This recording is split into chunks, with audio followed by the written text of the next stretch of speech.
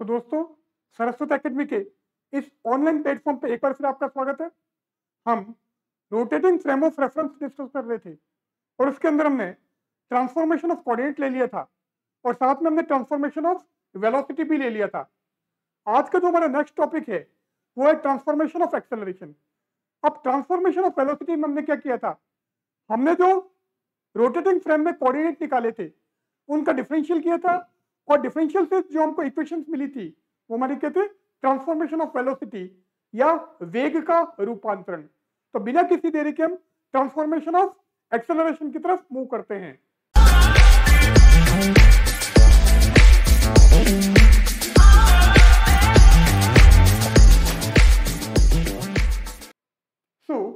आज का जो हमारा नेक्स्ट टॉपिक है वो है transformation of acceleration in rotating frame of reference.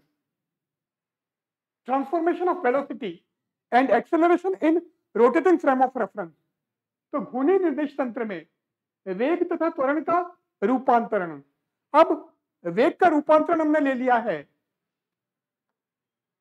तो ये हमारा डायग्राम था और मैंने कहा था कि अगर कोई पॉइंट पी हमारा एक ऐसे फ्रेम में है जिस पर कोई भी फोर्स नहीं लग रहा है, कोई भी बल नहीं लग रहा है, तो पॉइंट पी हमारा फ्रेम एस में था और उस पर कोई भी बल कार्य नहीं कर रहा था, कोई भी फोर्स नहीं लग रहा था।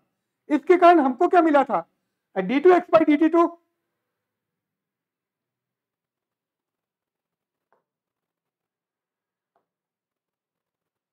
तो d2x अपॉन dt2 हमारा जीरो था, d2y by dt2 हमारा जीरो था एंड d2z by dt2 हमारा जीरो था। तो x y तथा z दिशा में जो हमारे त्वरण थे, जो एक्सेलरेशन थे, उनके जो वैल्यू थी वो हमारी जीरो थी। तो एक्सेलरेशन का x y and z direction में जो कंपोनेंट है, त्वरण का जो एक्स वाई तथा जेड दिशा में घटक है वो क्या था, d2x by dt2, d2y by dt2 and d2z by dt2। ये तीनों घटक हमारे जीरो थे, शून्य थे। एंड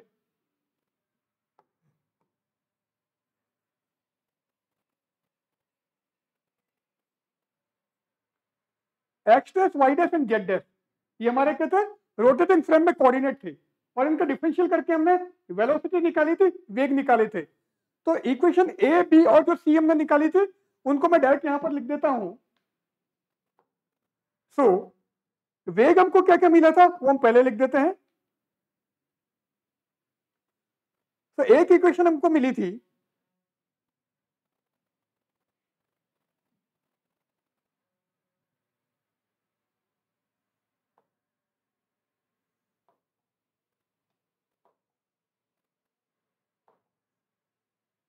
ट्रांसफॉर्मेशन ऑफ एक्सेलरेशन हम ले रहे थे, यहां मैं लिख देता हूं पहले।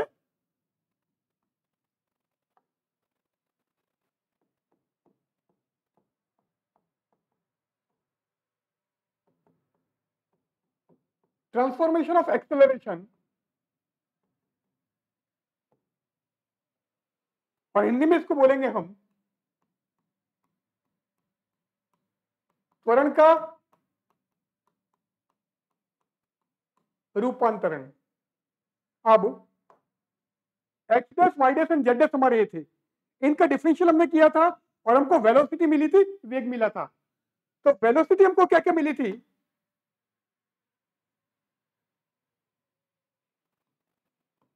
dx dash by dt is equal to omega y dash plus dx by dt cos omega t plus dy by dt sin omega t। एक इक्वेशन हमारे पास में ये थी and dy dash by dt equal to minus omega x dash plus dy by dt cos omega t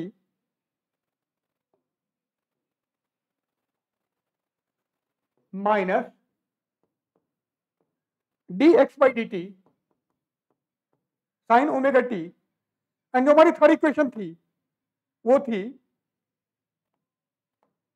dz dash by dt is equal to dz by dt और इनको हमने equation A, B and C बोला था। अब ये जो हमारी समीकरण है ये हमारी क्या थे? These are transformation of velocity, ये वेग के रूपांतरण थे। किसमें? रोटेटिंग फ्रेम ऑफ रेफरेंस में, घूर्णी निर्देश तंत्र में। अब हमको ट्रांसफॉर्मेशन ऑफ एक्सेलरेशन लेना है, त्वरण का रूपांतरण लेना है। तो अगर हम वेलोसिटी का डिफरेंशियल करें, वेग का अवकलन करें, तो हमको क्या मिलेगा? एक्सेलरेशन मिलेगा, त्वरण मिलेगा। तो एक्स डायरेक्शन में हमारी जो वेलोसिटी है, या एक्स दिशा में वेग हमारा क्या है? D x plus by d T. तो अगर मैं इसका डिफरेंशियल करूं, अवकलन करूं, तो मेरे को एक्स दिशा में त्वरण मिलेगा, एक्सेलरेशन मिलेगा। तो पहले मैं इक्वेशन ए का डिफरेंशियल करूंगा, अवकलन करूंगा। तो अगर मैं इसका डिफरेंशियल करूं तो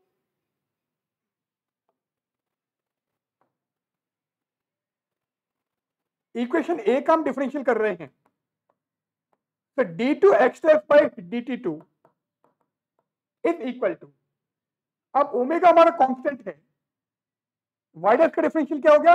dy dash by dt। Now plus, अब हम क्या करें?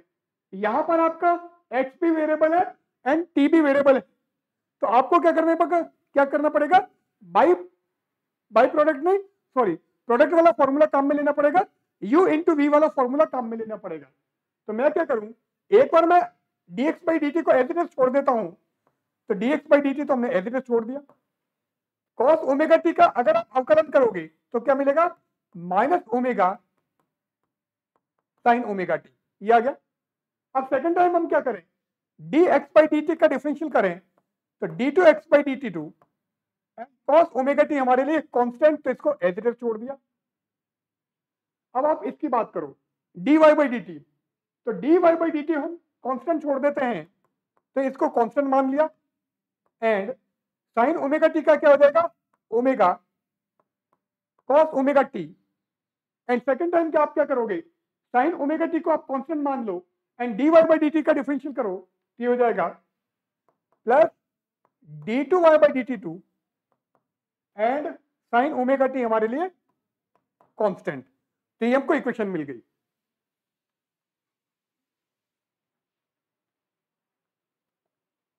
नाउ थोड़ा सा पीछे जाएं।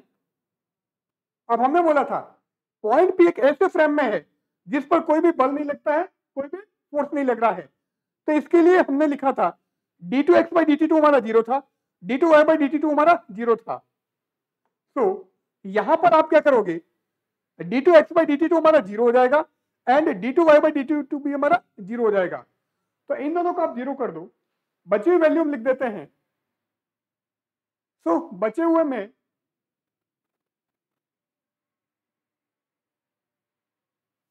आप क्या करोगे? ओमेगा कॉमन ले लो। तो हम ओमेगा कॉमन ले लेंगे, किसमें? ओमेगा हम इसमें और इसमें हम ओमेगा कॉमन ले लेंगे, तो ये हो जाएगा। So omega d y dash by d t. अब यहां पर अगर आप ओमेगा कॉमन लेते हो, तो ओमेगा को अगर हम कॉमन ले लें, तो D x by d t sine omega t यहां पर है, ठीक है।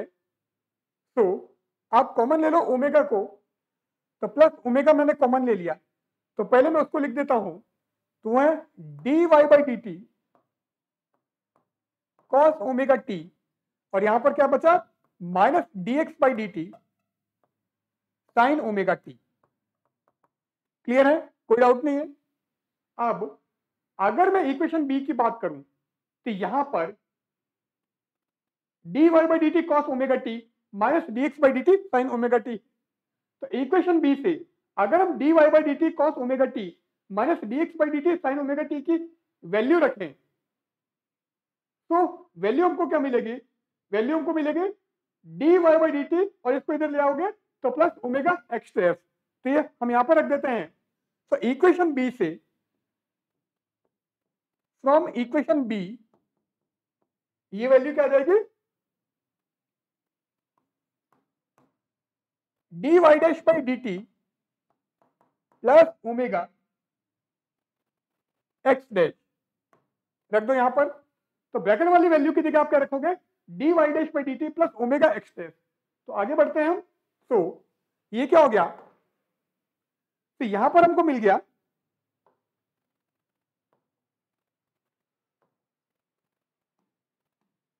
d2x dash by dt2 is equal to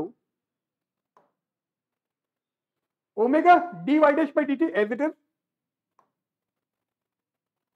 omega dy dash by dt as it is, then plus omega हमने कॉमन लिया था, तो ये वाला ओमेगा, और इसकी जगह आप क्या रख रहे हो, dy dash by dt plus omega x dash, तो ये रख दो।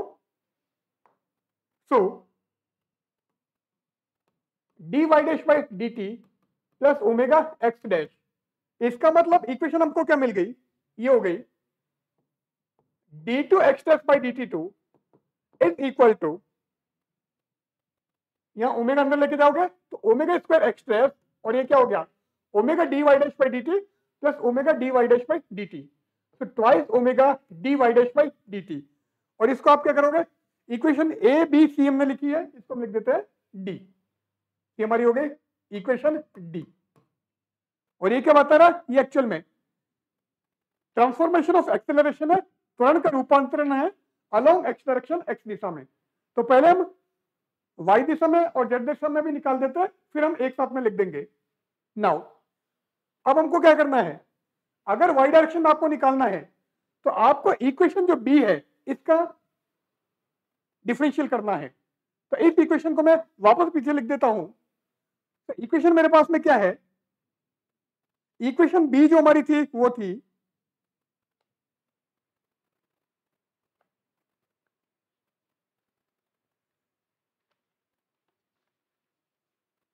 इक्वेशन बी है, इधर लिख देते हैं,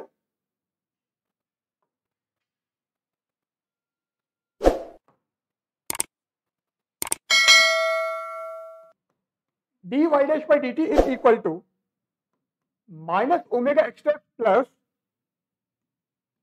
dy by dt cos omega t minus dx by dt sign omega t. अब आपको इसका डिफरेंशियल करना है, तो हमको y दिशा में क्या मिल जाएगा, त्वरण मिल जाएगा, त्वरण का रूपांतरण मिल जाएगा। तो करो इसका डिफरेंशियल,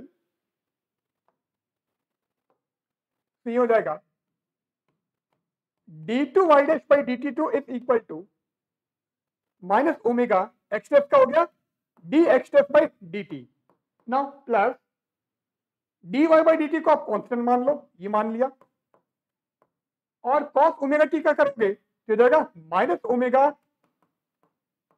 साइन ओमेगा टी, और सेकंड टाइम आप क्या करोगे, cos ओमेगा टी को कांस्टेंट मानो और dy by dt का डिफरेंशियल करो, तो plus d2y by dt2 and constant किसको माना है हमने, cos ओमेगा टी को।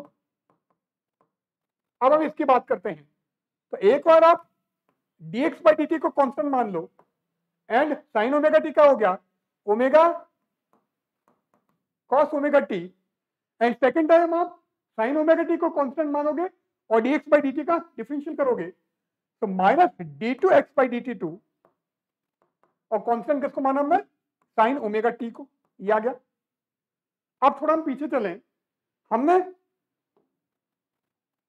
यहां पर बोला है d2x by dt2 जीरो है, d2y by dt2 भी हमारा जीरो है, तो जीरो रख दो। तो एक तो आपका ये जीरो हो गया और एक आपका ये जीरो हो गया, तो ये क्या आ जाएगा, equal to minus omega d x by d t. अब आप क्या करोगे, आप इसमें और इसमें ओमेगा कॉमन ले लो, माइनस ओमेगा कॉमन ले लो, तो मैंने माइनस ओमेगा कॉमन ले लिया, तो ब्रैकेट में क्या बचा, d y by d t sine omega t plus d x by d t cos omega t. अब ये चेक कर लेते हैं ये किसी की वैल्यू है या नहीं है। तो d y by d t sine omega t यहां पर नहीं है, पीछे चलते हैं, तो यहां पर क्या है, d y by d t sine omega t plus d x by d t cos omega t. तो इक्वेशन ए से अगर ये वैल्यू निकालोगे तो इसके लिए आपको क्या करना पड़ेगा, ओमेगा वाई डैश को आपको लेफ्ट में ले जाना पड़ेगा, जिसको आप लेफ्ट में लेके चले जाओ तो ये वैल्यू क्या आ जाएगी, d x dash by d t minus omega y dash. तो पीछे यहां पर हम वैल्यू रख देते हैं। तो ये क्या हो गया, ये हमारा हो गया था, क्या आया था, d x dash by d t minus omega y dash. So d x dash by d t minus omega y dash. तो वैल्यू हमको क्या मिल गई, जैसे आपने यहां रखा तो ये अब हो गया is equal to minus omega d x dash by d t minus omega d x dash by d t then minus omega y dash. अब ब्रैकेट ओपन कर दो तो माइनस ओमेगा और माइनस ओमेगा वाई डैश हो जाएगा omega square y dash. तो omega square y dash then minus क्या हो जाएगा, twice omega d x dash by d t. Check कर लेते हैं, ये हो गया। सो यहां पर हमको ये मिल गया omega square y dash minus twice omega d x dash by d t. और इसको क्या करोगे, इसको आप इक्वेशन नंबर ई कर दो, क्या गया ई।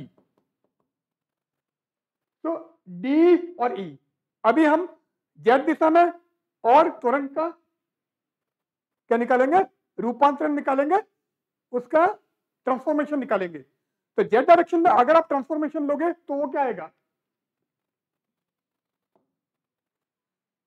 जेड के लिए अगर हम देखें तो इक्वेशन हमारे पास में क्या थी, d z dash by d t is equal to d z by d t. ये हमारे पास में इक्वेशन सी थी, जो आपको जेड दिशा में वेग का रूपांतरण या ट्रांसफॉर्मेशन ऑफ वेलोसिटी बताती है अलोंग जेड डायरेक्शन। अब आप इसका डिफरेंशियल करो तो ये क्या हो जाएगा, ये हो जाएगा d two z dash by d t two is equal to d two z by d t two. और हमने कहा था कि पॉइंट पी एक ऐसे फ्रेम में है जिस पर कोई भी फोर्स नहीं लग रहा है, कोई भी बल नहीं लग रहा है, इसलिए एक्स वाई और जेड दिशा में आपके जो एक्सेलरेशन थे, त्वरण थे, उनके घटक शून्य थे, इसलिए ये हमारा जीरो था। तो यहां से हमको क्या मिल गया, यहां से हमारे पास में आ गया d two z dash by d t two is equal to zero. और इसको हम कर देते हैं इक्वेशन नंबर एफ। तो इक्वेशन डी ई और यहां पर आ गई एफ। तो डी ई और एफ क्या बता रहे हैं, ट्रांसफॉर्मेशन ऑफ एक्सेलरेशन या त्वरण का रूपांतरण। तो यहां पर मैं लिख देता हूं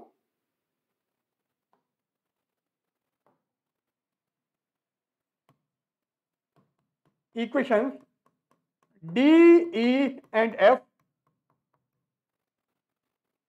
represents the transformation of acceleration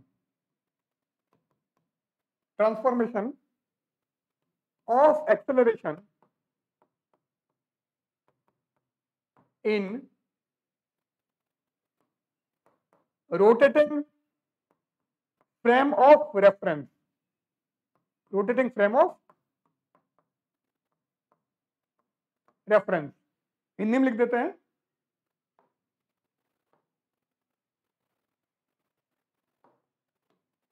समीकरण डीई तथा एफ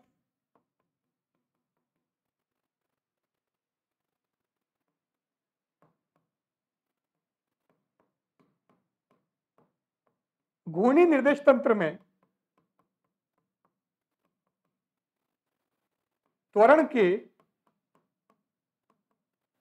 रूपांतरण दर्शाते हैं। क्या बता रहा है, ट्रांसफॉर्मेशन ऑफ एक्सेलरेशन या त्वरण का रूपांतरण। क्लियर है, इसको आप नोट कर लो। नेक्स्ट हमारे पास में क्या, transformation of displacement in a rotating frame. तो घूर्णी निर्देश तंत्र में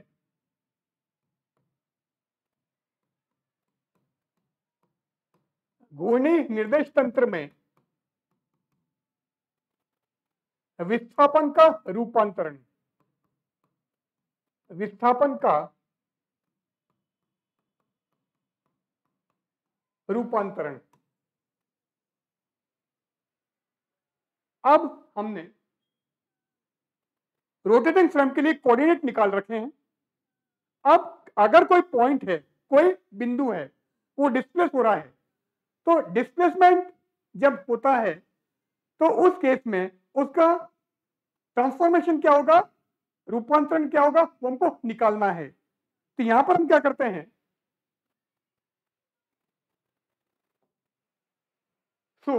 आज का लेक्चर हम यहीं पर एंड करते हैं। आज हमने त्वरण का रूपांतरण और साथ में विस्थापन का रूपांतरण, ये दोनों टॉपिक हमने डिस्कस किए हैं। तो अगर आपको ये पूरा लेक्चर देखना है फुल मोड में, तो आप सरस्वत एकेडमी जो हमारा ऐप है उसको डाउनलोड कीजिए, वहां पर आपको ये सारे कंटेंट फुल मोड में मिलेंगे। तो बहुत जल्दी मिलते हैं एक नए वीडियो के साथ में। आप इस वीडियो को लाइक कीजिएगा, शेयर कीजिएगा, और अगर आपने अभी तक हमारा चैनल सब्सक्राइब नहीं किया है तो उसको सब्सक्राइब जरूर कीजिएगा, जिससे जो भी हम कंटेंट अपलोड करें सबसे पहले आपके पास में पहुंचे। तो बहुत जल्दी मिलते हैं एक नए कंटेंट के साथ, तब तक के लिए गुड बाय।